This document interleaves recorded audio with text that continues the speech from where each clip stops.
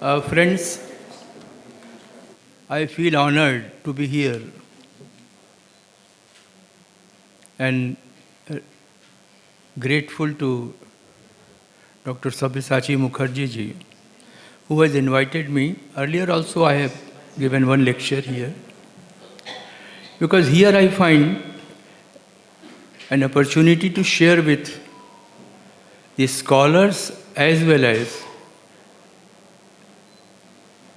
the common man, the people to whom this all heritage we are talking about, we are discussing, we are researching belong.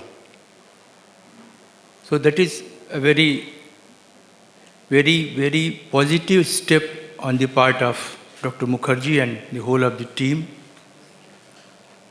Today I have decided, in view of the fact that this was going to be a public lecture, but I find very, very senior scholars like Jamkhetkar ji and others also in the audience. Therefore, I chose to speak on how to understand and appreciate Indian art. Some perspectives.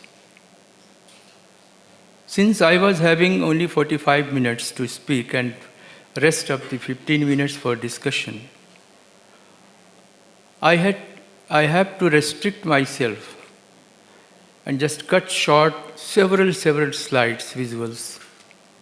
And I am fortunate in that context that I have traveled almost throughout the country, so far as the temples and the sculptures, images thereon are concerned, as well as the museums. So I have the visuals, the references, and also some experience, I very humbly can say, that I tried to understand them in the context not merely as they are, as we look at them, not merely a visible object, the place of worship in case of temples, stupas, images, paintings, and several on coin ceilings and other areas. Not merely for aesthetic appreciation, of course it is one of the very important aspects, but something more in the sense of the messages. They are always standing in silence. They won't speak to us, but we will have to speak to them to let them come out with what was intended, what for they were carved or made or installed. And also, do they have something for us in the 20th, 21st century to say? In the context of continuity, are we living with those things? And I could find some of the very, very important points which I will be showing you more. But before that, I would just read out one very paragraph, the core of the Indian culture tradition. Indian culture has basically been composite throughout in spirit and character, which is reflected in manifestation of Bharatiya Kala in the forms of composite images, sharing. I feel that one should refrain from using the assimilation or borrowing. Better word will be sharing, which gives mutual respect to both. Sharing and Bharatiya temples being an important statement I am going to make. Indian temples which were always non-sectarian. Once I had a discussion with Shri Krishna Dev ji, who all know, was a great scholar, encyclopedia. He once told me and indicated some of the points. Then I started looking with this viewpoint. And I found, yes, he was correct. So far as the main deity and the dedication in the sanctum sanctorum is concerned, a temple may be dedicated to Shiv or be Shaiv, Vaishnava, Shakta. But every temple in Indian context you would find is never exclusive, it is inclusive. Because that was the basic character I have told, composite. You would find on Shiv temples the figures of Vishnu, Shakti, Surya, Ganesh, Navagrahas, Ashtadikpalas, and also sometimes the Jain Tirthankaras, sometimes even the Buddha figures, to prove that in basic core concept they were non-sectarian. But only in terms of dedication they were Shaiva or Vaishnava or Shakta. In spirit and their core content, it represents the Advaita bhav of oneness. It was again the core of the Indian tradition, which should be implied in understanding the entire gamut of Indian art. Entire gamut of Indian art. How? Oneness, which is inherited in the Rig Veda, which says, Ekam Sat Viprah Bahudha Vadanti. Rig Veda 1.164.46. This means there is one principle or the ultimate or supreme being known by different names. The Rig Veda further says, Rupam Rupam Prati Rupo Babhuva Tadasya Rupam Prati Chakshanaya. Again from Rig Veda 6.47.18. The Supreme Being or God became the original form of every form. There is another concept of Prakriti and Vikriti. Prakriti is nominal, invisible, incomprehensible, what we call Nirgun Nirakar. And that same Prakriti translates or converts itself into Vikriti when we find that it takes several forms. Sakar, Saguna. From formless to form. Actually, it is the same form to be seen through different visual forms. Here comes the very important message.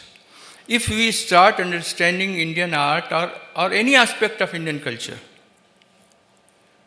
the diversity will not lead us to any disparity, any conflict or contradiction. But the main spirit which is underlying is of the harmony of the oneness, which is in the core concept of the Rig Veda. We all know about the Rig Veda and its importance. Eko ham bahusyama. He himself says, I am one, I multiplied myself into many. And again, when Shankaracharya came to Varanasi, it is in tradition, he met a Chandal after he was coming after Ganga baths and going to Darshan, Vishwanath Darshan. The Chandal touched him and he started saying that I have become impure, I will have to take again bath. Then the Chandal, who was none else but Shiv himself, said that I am the same, you are the same. Because we both are the Ansh, the part of the whole, which is called Anshi. If we all are the part of the one whole, Ansha, how can we make any difference on the basis of the caste, the creed, or language, any consideration? So that is the point. So we must always try to understand and apply with all multiplication and its relevance, its importance in course of the development of progression of the time, that the basic oneness was always contained. Well, there was a point of conflict between the Shaivas and the Vaishnavas, we all know. Shaktas and the Shaivas, or Shakta and the Vaishnavas, the Hindus and the Jainas. Then our saviors, the rishis, introduced the concept and revived it rather of that oneness, ekam sat vipra bahudha vadanti, in the form of introducing the composite image, Ardhanarishwar. Vagartha viva sampriktau vagartha pratipatte jagatah pitarau vande parvati parameshwaru. How can you differentiate? Inseparable. Like Vani and Arth, the speech and the meaning, interwoven. We cannot separate. And Ardhanarishwar. Then Harihar Pitama. Even in the Jain context, we find the representation of Balaram and as well as Vasudeva with name in Arth. We find the representation of from the Vaishnava themes in Dilwara Jain temples. I will show how the Brahminical deities are being represented on Parshvanath Jain temple at Khajuraho and several other places. So all these examples are there to tell us that we must, or now what we are doing, we all know. We are very stiff so far as our concept, our religion, our faith is concerned. And we rather go to the extent of disrespect for others. That was not the main spirit, never. Anyway, I had to curtail half of the slides. I had to curtail, only half I brought for you, which are related to the manifestation of the collective power, the message, sparsh, touch, which is very important. The touch is very important. Even today, every movement with everybody, everywhere, globally, symbols, ecology, about which we are very much concerned today. And they were more concerned and they rather put us before the models. They suggested us to have the paudha of tulsi in every house. And we all know the utility of it. Through reverence, the utility. And its recognition and respect. Respect means then we will not disrespect, we will not cause any damage to them. But we are doing. We are destroying the ecology ourselves, and the result is before all of us. The entire globe is now concerned just crying, but not actually doing what they should do. Then dignity of women. I will show how. Then Purushartha. Purushartha Chatushtaya, Dharma, Artha, Kama, Moksha. It starts from Dharma, Artha, Kama, and then it culminates into Moksha. After going through 3 stages, the Moksha will automatically come to you. How in Indian art it has been represented on temples throughout. Would you like to show some slides? Huh? Yes, I'm going to show with these slides. So with this brief introduction, because it was necessary to tell what would be my spirit, I would like, yes. So temples, I will have to go very quickly. Please excuse me. Otherwise, I can speak for hours on only one slide. The first one is Dashavatar temple. Several temples are misnomer. I have requested Archaeological Survey of India, why Dashavatar temple? It is the Vishnu temple. Why Lakshmana temple? It is Vaikuntha Vishnu temple. Why Sasbahu temple? So, but anyway, Dashavatar Vishnu temple. The beauty is that it was the first temple which was a Panchayatan temple. On all its four corners, four other small temples, or which are called Devakulikas, were there. And they were dedicated to four other deities. If it was of Vishnu, therefore Shiva, Shakti, Surya, and then Ganesh. This is the early, so far as the Indian temple architecture is concerned, having all the elementary features of temple architecture on a very huge high base plinth, as well as the shikhar, as well as the introduction of the figure of Ganga and Yamuna. Earlier they were carved at the top on the Dashavatar temple. Ganga, Makarvahini Ganga, Kurmavahini Yamuna on this side. And subsequently, she was to be seen only on the lower door jambs.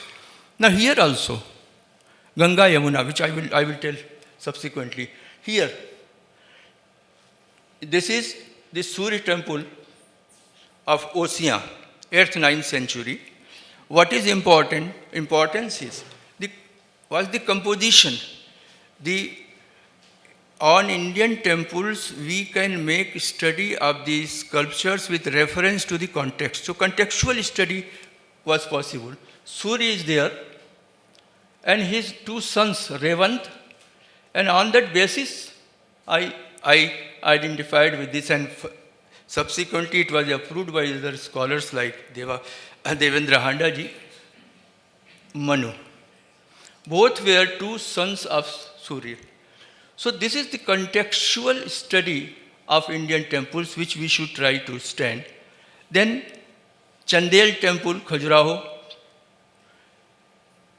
The most developed form of Chandel temple is found at Khajuraho in Kandariya Mahadev temple dedicated to Shiva.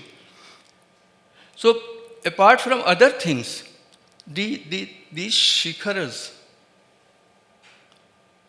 suggest very important thing. Ekam sad viprah bahudha vadanti. We find a number of deities, human beings, erotic sculptures, apsaras, and all, whatever is in the divine world, what is it in the human world, are shown here. But ultimately, what gradual progression leads to the understanding and which is the ultimate in moksha, is one shikhar, amalak, and shikhar. So that from many to one, from one to many. So this was the course of development Indian temples used to tell us. Next, please. Right. All of these four are World Heritage Sites. Khajuraho. This is again from Khajuraho, Parshvanath Jain Temple. Parshvanath was actually dedicated to Adinath, but anyway, we call it Parshvanath. This is. What is important is that on its exterior walls, on all the three sides, we find, apart from the figures of the Jain Tirthankaras and Jain Yakshis, which is natural because it was a Jain temple, besides that we find the figures of Vishnu, Shiva, Brahma, Balaram, and also the Kamadev. Kamadev with his spouse or Shakti, Rati. So that is how the sharing was done.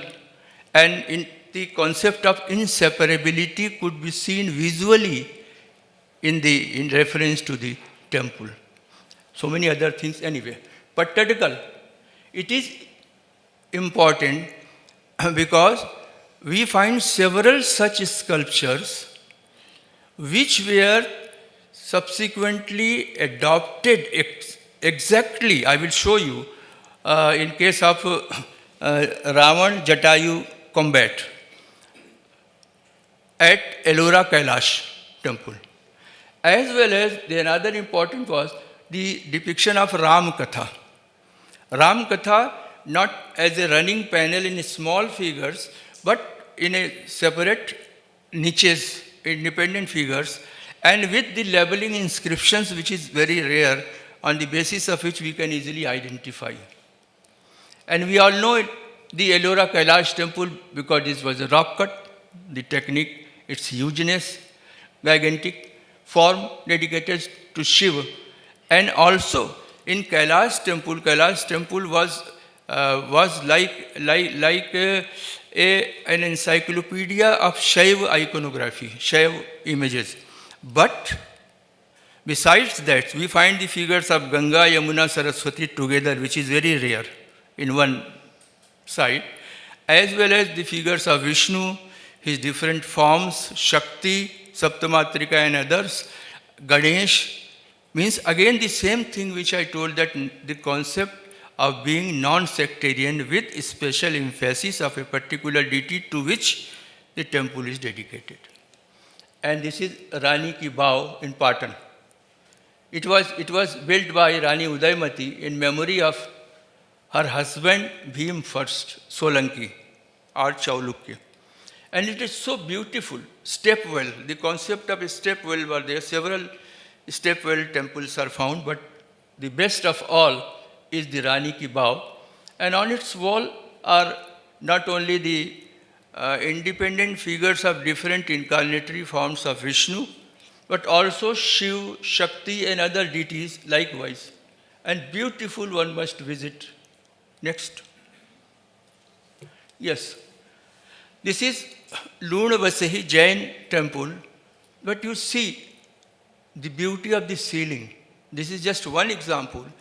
Always after 8th century, you would find the special interest or emphasis was given in the carving of the chiseling of the ceiling, which are of different types, samtal, kshipt, that is another point. And it is one of the best ceilings of early 13th century, and showing the figures of integrated forms of architecture and the sculpture or the icon. Means the integration of the two.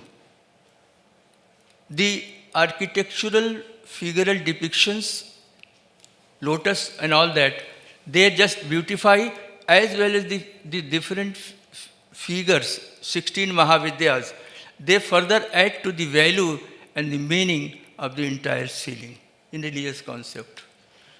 This is Shantinath Jainanath temple of Jindnathpur near Shravan Belgol, Hoysal period, 12th century. What is the beauty? The beauty, because in Indian life or Indian tradition, there was always a balance or equilibrium of human life. Not everyone was asked to just take the path of austerity or become a sannyasi, leave the world. No. So there should be a complete balance between the worldly and the non-worldly life. Here that has been shown in this temple, so beautifully decorated. You can see the ecology, the nature decorating the figures. That is another point. In the center, Parshvanath, completely nude, a symbol of austerity, renunciation, spirituality, non-worldly. But just by the side you find the musicians, dancers. Here a typical Chamar Dharani, Naika, and also a form of damsel which was very popular is Vivastra Jagna, Apsara, undraping herself, or rather arranging her sari or or drapery, and because of which, because here is a scorpion. Scorpion. Scorpion is taken to be the symbolic suggestion of the calm, one thing. And also, Kalidas refers to tras, bhai. So, just looking scorpion, which was somewhere near her, he just tried to remove scorpion, and in that course she became, her sari was lost, and she is again arranging it properly, and in that she is being represented one part of the sari, and entire nudity. Here I have explained, just this morning they were discussing with me in the museum, is the vision of the artist. Vision of the artist is, it was not supposed to be shown, but in the context that he has visualized a private moment of experience of fear of a Naika or a beautiful woman Apsara, and then made it public through carving this sculpture. So this is how this sculpture came to be popular. It was not only here, at Khajuraho, at Konark, and at Bhubaneswar, several other places. And finally the Kamadev. Once Tirthankar, the epitome of the spirituality, and the other is just Kamadev. And now I will show ecology. You see, Kamadev holds Ikshudhanu, the bow made of sugarcane, and Panch Pushpashar, made of different flowers like white lotus, red lotus, amr, like that 5 flowers, arrows, 5 arrows. So it suggests how they have derived different identifying features of the deities from the nature, from the environment. You just remove these two, you cannot say who is he, common human being. But only because of this, and that is also meaningful, because if you talk of the sweetness, the best will be in the sugarcane, we all know. And we also know the importance of the flower. Even today, garden, on every occasion we offer flower through garland, through bouquet, all that. So that is how the Kamadev is represented, where on the same temple in the center is Parshvanath. So wonderful balance. It is just one example of Indian temple from Karnataka, which shows that they believed in a perfect balanced life, not the extreme life of just living, going away from the world. It was for some recluse, some ascetics, because they were supposed to serve as the models for the society, to give something to the society, not for all. Next, please. Yes, I was talking about the collective power. We all know these stories and all that. What is the importance of the collective power and solo power, individual? And here is an example. Who was Durga Maheshmardini? Durga Maheshmardini was the embodiment of the collective power, and who was holding different weapons provided by different deities, Brahma, Vishnu, Shiva. And with that, being the embodiment of collective power, she came to give a tough fight and finally subduing and killing the Mahishasur. This is one point. So the importance of collective power, and this, because of this only, that this is the form which is being worshipped most throughout the country, particularly in North India, because it is a symbol of the collective power. Even today, during the time of the Dashara, we all know that almost identical images are shown and identical features are shown. Here, another thing is the composition. You find the demon being larger in form and the goddess being smaller. Now, just think of the artist. Artist was just visualizing because all the images are Dhyana Murti. Or when we worship, it is the Bhava Murti. And in that, when he contemplated the whole episode, which is described in Markandeya Purana Durga Saptashati, goddess, he thought that is coming from the Akash to give a fight. And since he is fighting from the Akash, so the distance is there.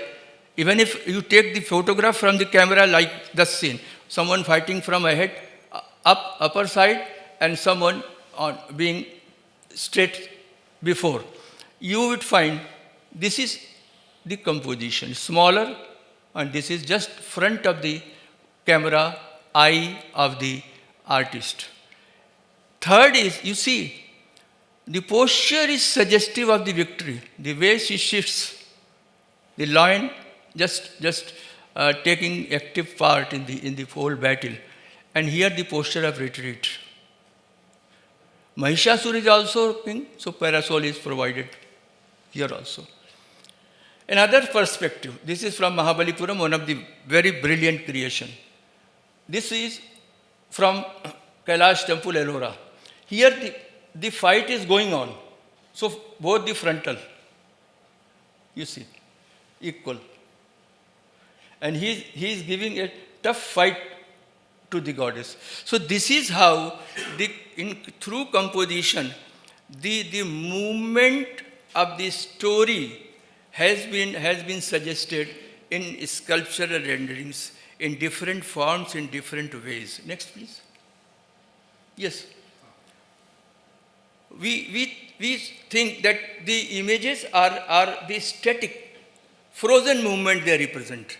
No, the continuity also they have picked up. Here I will just show through one sculpture. This is again one of the very, very important sculpture of Abhishek Lakshmi. We call Gaj Lakshmi, that is misnomer. Nowhere, in no text Gaj Lakshmi is mentioned. It should be Abhishek Lakshmi. You see, she sits with a lotus, one elephant pouring water, and another elephant is just taking the pitcher filled with water from the hand of the attendant, lady attendant. It is the continuity. Here, then here, then here. So this continuity of movement in a stone, inanimate stone, frozen movement को उन्होंने पूरी तरह से एक lively form में दिखा दिया. That is the beauty of this sculpture. So this is just not one, but several others are there. Next, please. Right. Ravananugraha story, we all know. It is mentioned in Kumarasambhava. It is in Ramayana. It is mentioned in Shiv Purana. We all know this story. I am not going to tell. It will take time. Ravan exerting his full physical strength to lift, and slightly he was able to just tilt it, and then what Shiv did, just put it, stopped the effort of Ravan by putting his toe on the ground, right? So Shiv, 3-4 different moods are shown together. Ravan, the way he sits, is the posture of exerting his full, not fully, but the way he sits, full physical strength to lift the Kailash. Shiv knows everything, he remains calm and cool. But Parvati could not know it, and because of the slight tilt, she just comes very close to Shiva in a posture, because it happened suddenly. The sudden movement, and another the the another female attendant, or you may call Sakhi of Parvati, is just rushing. And here again, the same compositional visualization of scene, that the artist in visualizing the whole scene put him over here, from here. And because of that, this also and this also you find in the same shape, form. But here it is different. It is from Chennakeshav temple, Belur. Beautiful temple, beautiful sculptures. Hoysal period. Ravan doing the same thing, mountain, and then Shiv Parvati, so small. Now here the perspective is that from the ground he has visualized, so Ravan is just in front of him, and then the mountain, and then at the top of the mountain is Shiv. So this is the beauty, this is the perspective. So all these things are very important. Next, please. Yes. Tripurantak Shiva. We all know the story that three Tripuras were there. They were living in different castles at different places. And they had a boon that just after 1,000 years, all the castles will come in an alignment. And then if they are shot by a single arrow, they would be destroyed, they would be killed. So that is the form which is mentioned in Mahabharata, in Shiv Puran, and in several other texts. And Tripurantak form is again the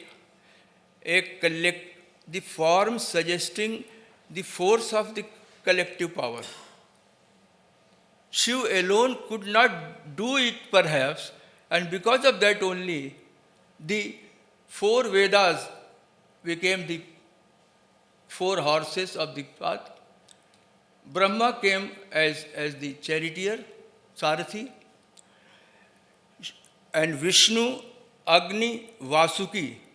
They became the arrow, and the Vasuki with the fatal poison became the tip of the arrow. So different deities helped him. So again, the result was the killing of the Tripuras. Otherwise, the main attribute of Shiva is Trishul. This is the only form where he is shown with the attributes bow and arrow. Now, this was like this, Ellora, dynamic. Here, static. Now, alignment is shown of the 3 castles. The arrow is there. But enigmatic is the representation of this figure. It's a nude jinn figure. And Firodia ji has sent me this figure and said, how did it happen that at the top tip of the arrow we find the Vitaragi Tirthankar? Either because of the hatred, because of the conflict, or it has to do something with the spiritual power. That was also a force which was applied, which was used during the course of the... And then if it is like that, it means again the sharing will be there. The importance of the Jain Vitaragi Tirthankaras were also acknowledged and were shown in visual form. Next, please. Sparsh. We know someone crying, we just touch. Through touch only we give the remedy. Sparsh Chikitsa, there was in ancient Ayurveda, Sparsh Chikitsa was the form of treatment. And today even, if you go to some acharyas, some dharmacharyas, finally what does he do? He just puts his hand over your head, and that is a sparsh. And through sparsh you feel this, yes, I feel some solaced because of this sparsh. Here the best example of sparsh is the Pani Grahana, the wedding of Shiva and Parvati. So beautiful. Shiva and Parvati. But Parvati here stands on the right because wedding has not yet been completed and she has not been entitled to take the left side of Shiva. And because of that, the woman is called Vama also. Vama means left. So this is an occasion of the great celebrity, rejoice for the entire divine world, in which Brahma took part as a priest. Agni is here, and as well as several deities, Vayu, Ishan, Indra, they are all enjoying, and this shows the upper level, the Akash. The beauty, you say, so soothing figure, so natural. And Parvati is Lajjavanat.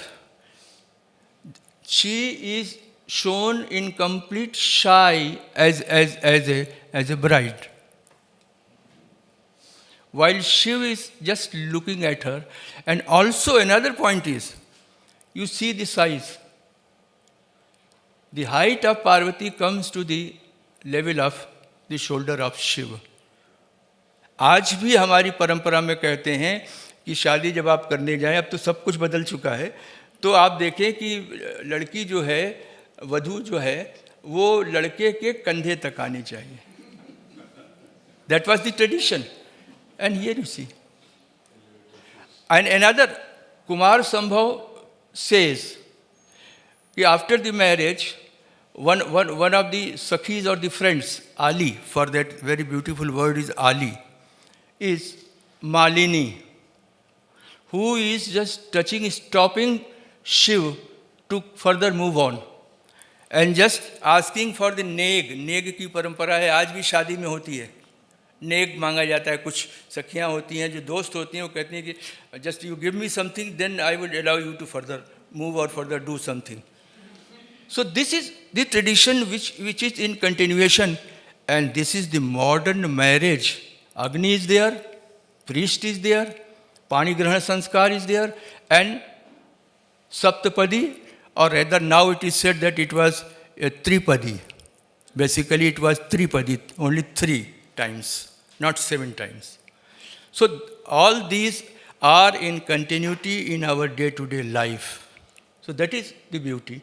Here it was 8th century, so less of the figures are shown in the parikar, the entire surrounding. But here you see number of figures increased because it is of 10th century.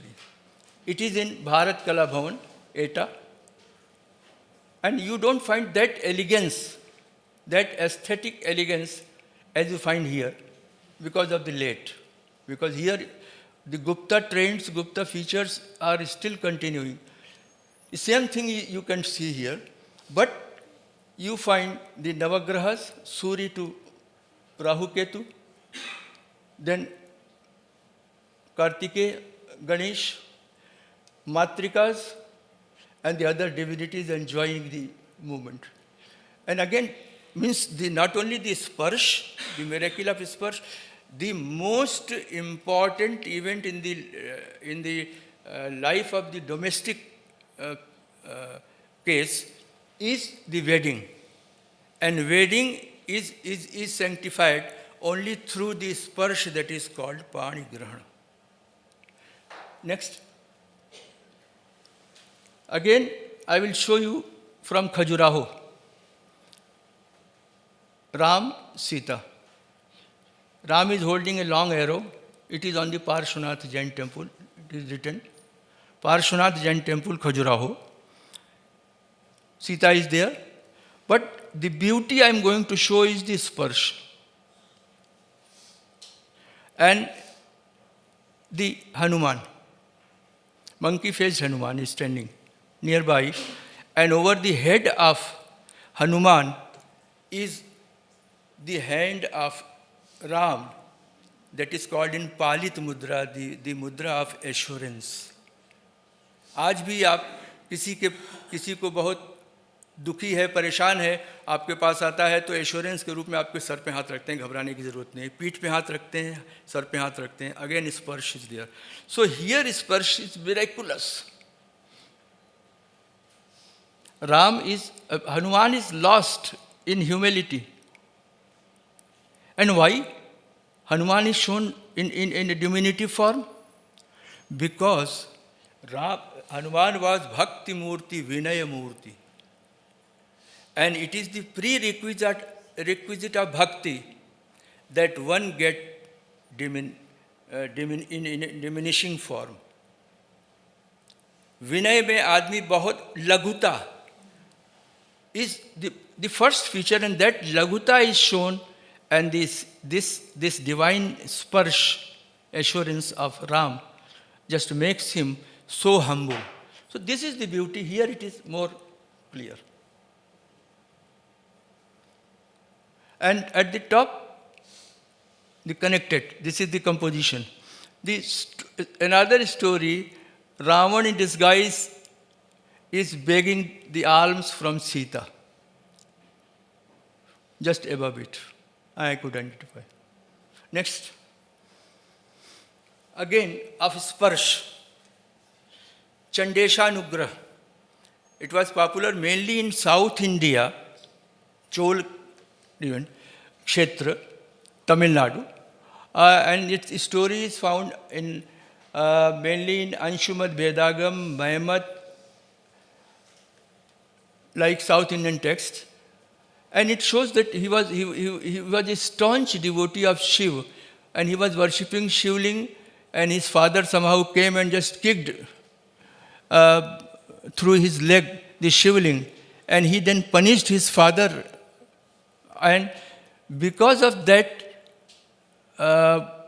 extent of worship, Shiv appeared, and not only appeared, he honored Chandesh, his name was Vichar Sharman. He has given him the title Chandesh.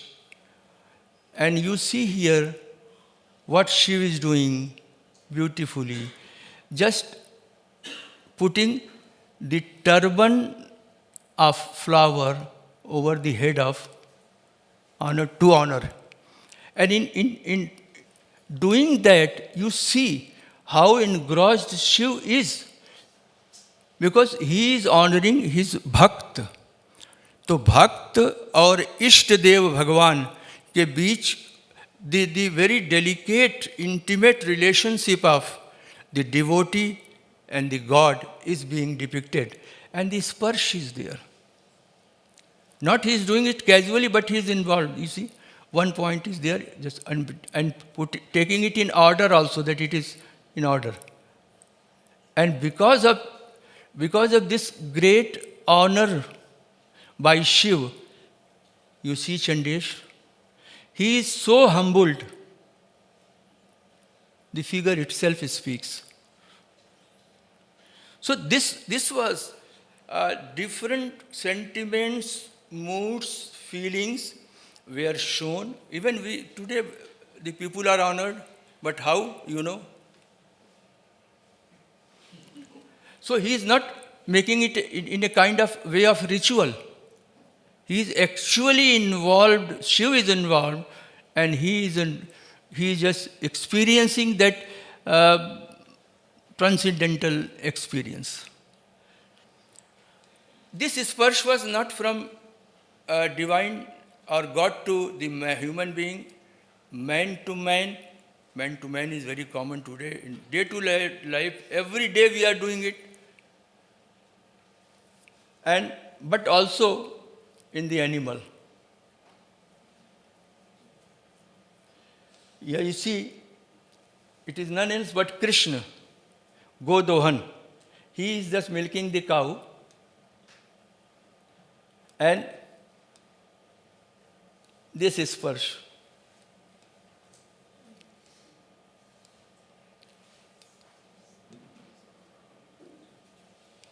Anyway, you see.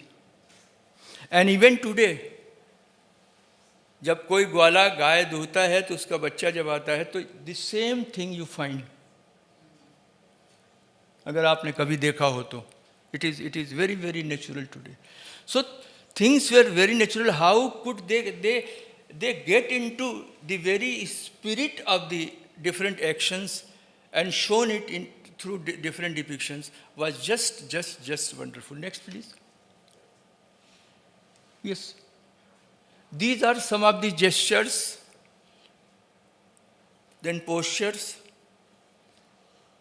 and Vyakhyan Mudra, discourse, attitude of discourse, Abhay Mudra, safety bestowing gesture, then boon conferring gesture.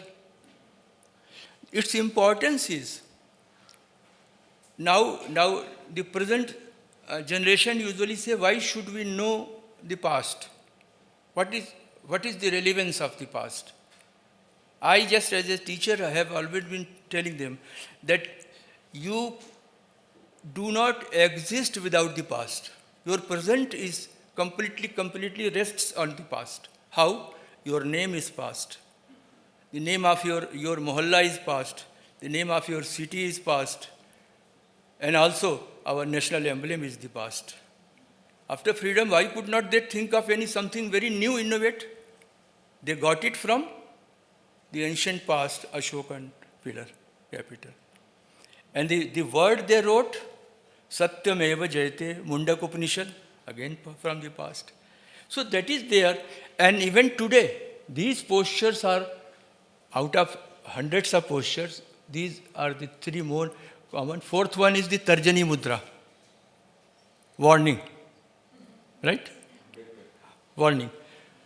I will just show you and tell you that even today what we do, if some elder person is asking something to do and younger one is not doing, whether he is a child or he's a younger son, he will say, no, please do it, otherwise I will take action.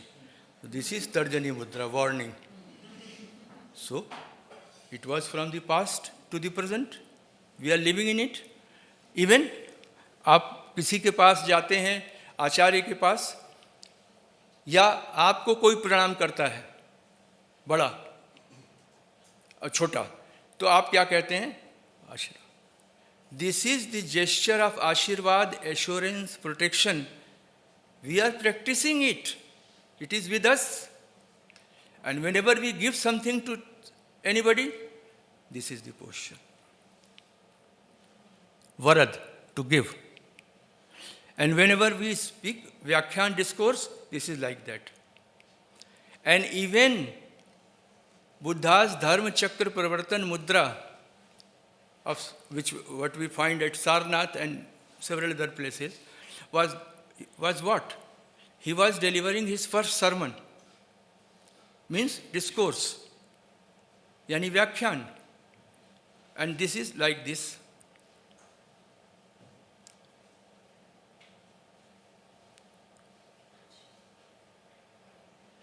Double Vyakhyan, आपका व्याख्यान हो गया.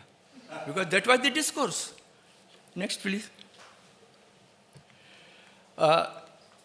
The representation of Ramayana and Mahabharata, from Ramayana and Mahabharata and Krishna Lila was very, very popular. Right from the Gupta period it started, and then continued like anything, further, and got into further elaboration on Hoysal temples, Chalukya temples, Khajuraho Chanduli temples, everywhere. So, but what was the main thesis? 3 scenes from Ramayana were repeated 100 times. One was Vali-Sugriv fight. Another was what you see, Raman-Jatayu combat. And third was Ram-Ravan fight. Because all these 3 were rooted in upkeeping the dignity of woman. Here, you see, sorry. Okay, sorry. This right up top. इसको करना ठीक. You see, Ravan is just flying from the sky. Sita is here crying, asking for help. And then Jatayu comes, everyone knows this story. And Jatayu stopped Ravan, and Ravan had to come down to fight. And Jatayu has given a tough fight to save the dignity of a woman, even not only a man, but a bird also came, so far as the Ramayana says. And that has been projected repeatedly. It comes from Virupaksha temple, Pattadakal. I told you, na? You see? And it is repeated almost in the same way, but only this Jatayu has come on this side, on Kailash temple. Sita. So, and likewise, Vali Sugri fight was most popular. Ram Ravan fight was most popular. So they have particularly selected some of the episodes which were repeatedly carved, independently carved, in a connected way also carved. But their number was very, very, very prolific because they were having some message which is relevant for today. Next. Now coming to the symbols. Swastik, Triratna, Jal Kalash, water vessel, pair of fish, Shrivas, were the most common, and this swastik was the most ancient one right from the Rig Vedic period. In the Indus Valley art, swastik is represented because swastik represents the auspiciousness of all. It symbolically contains the very essence and intent of Indian tradition and Indian culture, which is Sarve Bhavantu Sukhina, Sarve Santu Niramaya. That was the main spirit, and that is symbolically shown in the symbols. It is a Jain Ayag Pat, that is not very relevant. Again, from the Jain temple.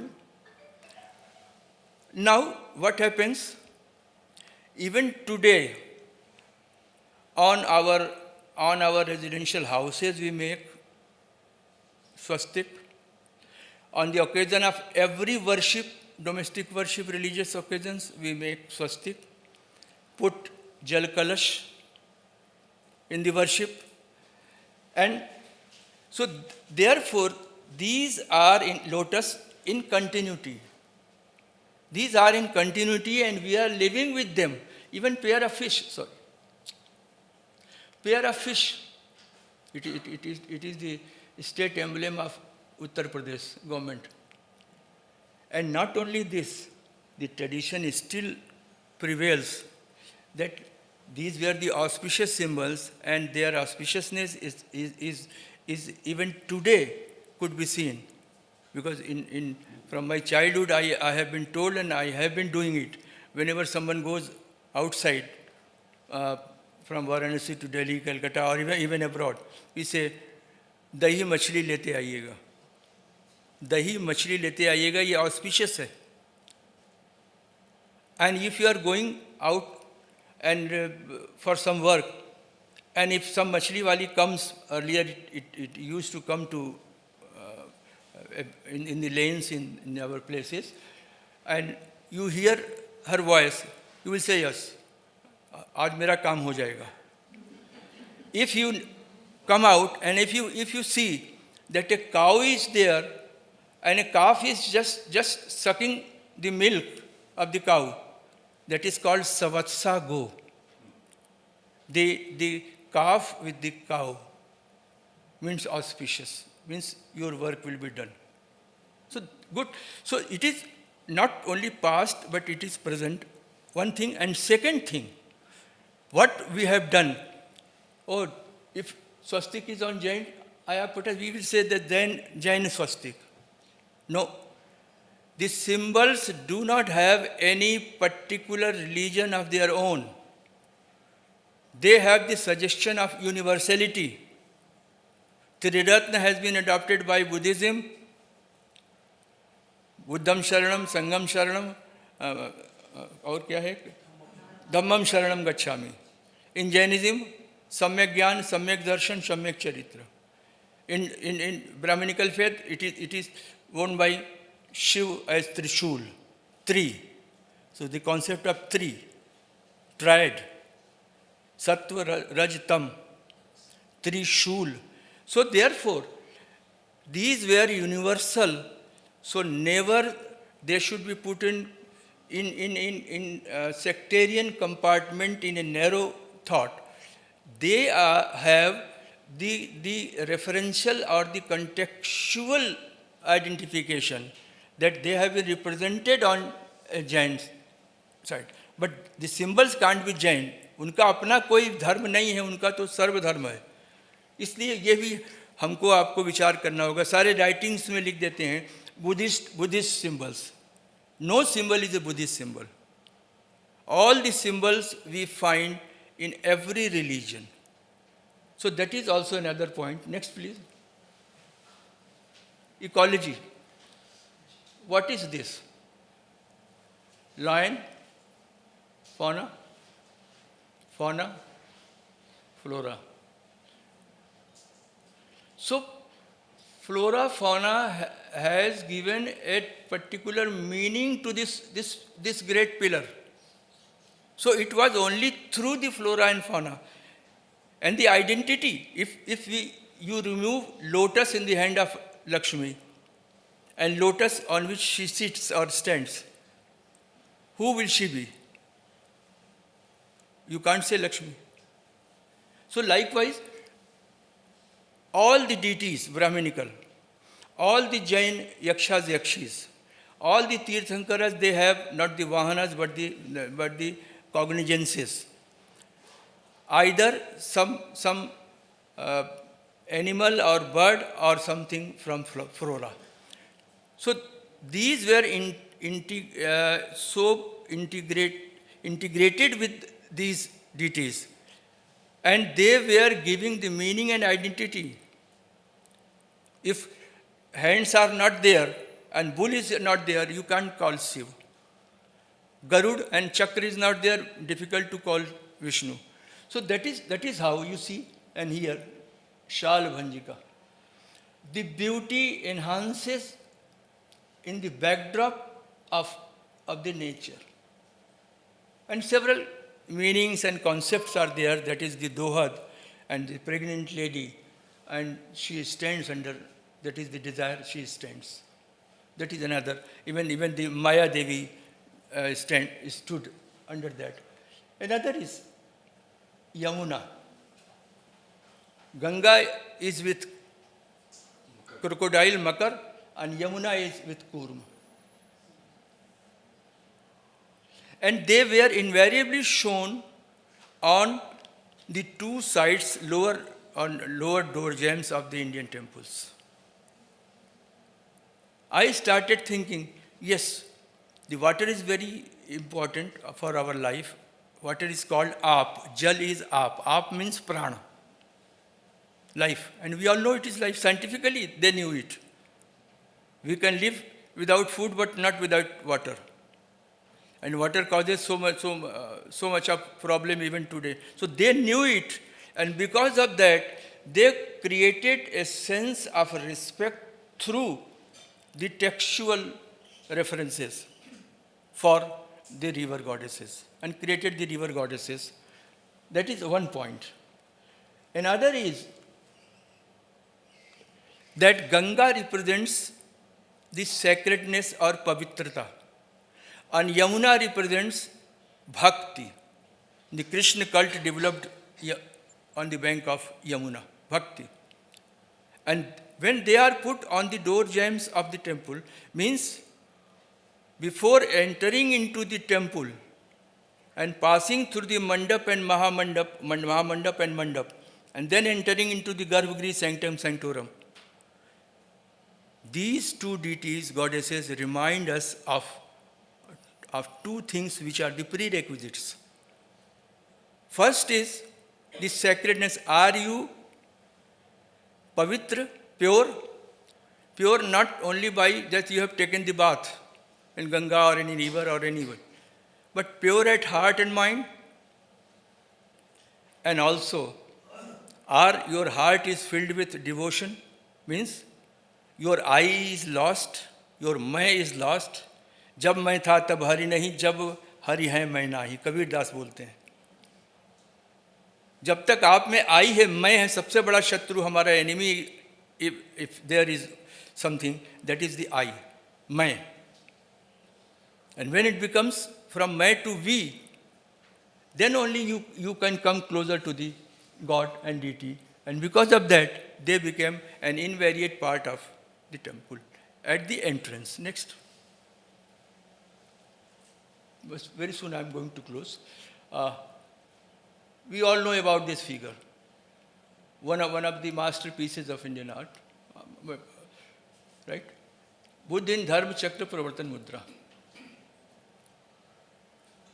What beautifies Buddha's figure? Slender body is there. He is in deep meditation trance, half-shut eyes, and the transparent drapery. All these are the physical beauty, or which enhances the physical beauty and the spiritual beauty through this, the face and the half-shut eyes. But what other very important factor is this Prabha Mandal, which consists of the floral design, the continuous flow of life in the creepers. Creepers are suggestive of symbolically the continuous flow of life. And you see, I have shown, this is the same figure.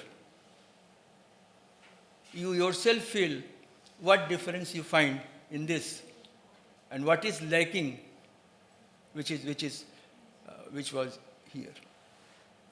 And another is, people used to say, scholars, that these two deer represent the deer park.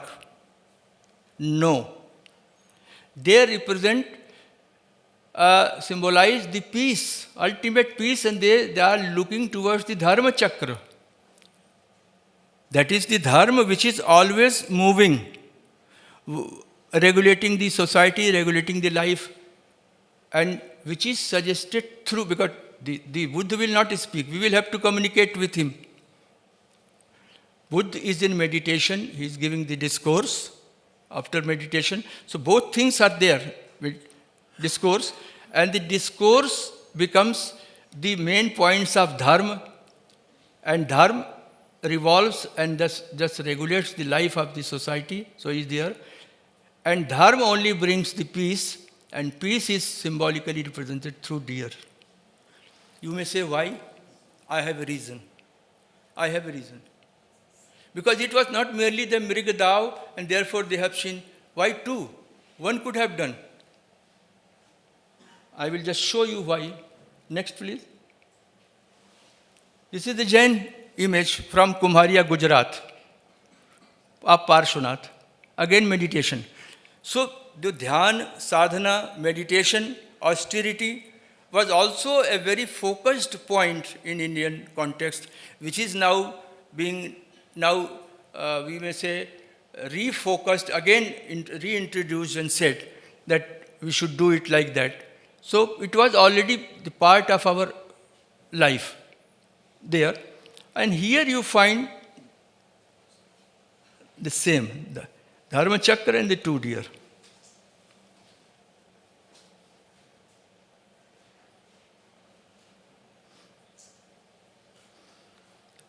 And on that basis, I was every reason to call it that the presence of two deer represents nothing else but the Shanti, which is the ultimate outcome of Dharma or anything. Because if we are asked to say that in one word what you think is the most important for all of us is the Shanti. And that comes through the realization of self, through discourse, preachings, and that is the Dharma, and that brings peace. So that is there. Next, please. Yes. Abhishek Lakshmi, lotus pond. 4 elephants, 4 Diggaj. And then, in Jain context, this is the commonality. Sharing the commonality, sharing is one thing, commonality is one thing. We say Dayan Lakshmi. We say Bauddha Ganesh. We say Jain Saraswati. No. Lakshmi stands for prosperity, wealth, which is the need of every household, every person who is leading a domestic life, worldly life. Then Saraswati, Nirikshira Vivechan, is essential for us because she bestows the knowledge, the wisdom, which is necessary for all of us. Otherwise, we won't be able to do and think what should we do and what should we not do. What is karaniya, what is akaraniya, what is to be done, what is not to be done. So that wisdom comes only through the worship of Saraswati. And therefore, the Kuber is the god of the wealth. The Ganesh is both is a god of wealth as well as wisdom. So all these are taken, and also the Ambika, the mother goddess, the worship of ancient mother goddess right from the Indus Valley period. The earliest worship was of first Surya and then mother. And that mother worship was in the event of emergence of three different cults, Brahminical, Buddhist and Jain. They were accepted. In Buddhist, she became Hariti with two sons. In Hindu context, Parvati with Ganesh, Kartikeya, two sons. In case of Jainism, Ambika, again with two sons. This is the commonality. So we must take a wholesome, holistic approach now. Now the time has come. Next. Ecology. The tallest image, rock-cut sculpture, and the epitome of peace. The nudity also is suggestive of the total renunciation. Here, the creepers, and in other examples, even the scorpions, lizards are also shown on the body creeping. And this Bahubali remained unshaken, the Jain prophet, remained unshaken, and because of his supreme austerity and renunciation, he came to be worshipped and he was subsequently equaled with the jinn. This is never endorsed by any Jain text. But it was done by the society because society, the people took him to be a great person. And being the epitome, when he was to win over his brother Bharat, he decided to renounce the world. And the rigorous austerity he took was to the extent that the creepers entered his body. Even the lizards and scorpions crept on his body. And therefore he was put along with the Tirthankaras, who were the highest in Jain worship, and again provided with all the same paraphernalia, Trishatra.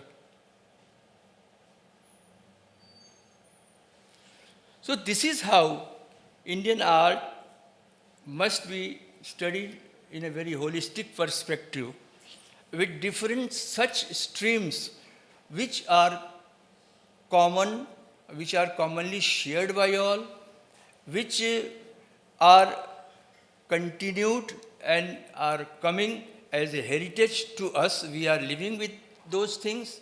That is important. Next, please, perhaps. Yes. That's Kamadev. Dharma, Artha, Kam, Moksha. Therefore, the erotic sculpture, the figures of the Kamadev, Kama and Rati, they were carved on the temples. They did not hesitate in doing that. Ikshudhanu, sugarcane.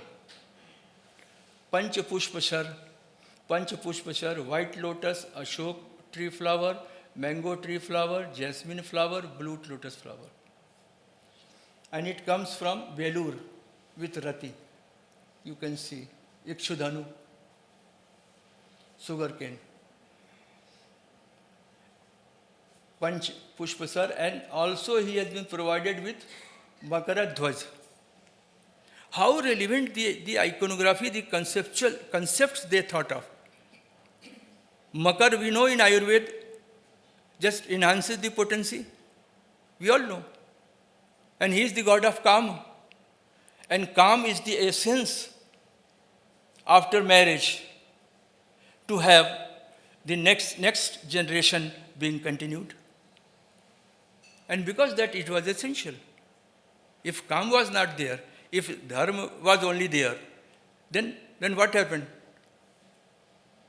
No need of society, no need of anything, because since we all are here, and even growing up, these were accepted as essential. They did never felt ashamed of all these things. Next. This is the last one, Bang Mata, done by Abanindranath Tagore, 1905. You see how he visualized, you see, Tyag, the saffron color. What was essential for the life and the people? The vastra, cloth, Gyan, the pustak, Krishi, the paddy, and the dhyana, Akshamala. So with this, I have tried to put some perspectives, and it is just half of what I have selected. But anyway, I feel satisfied, and I hope that you must have liked it. Thank you.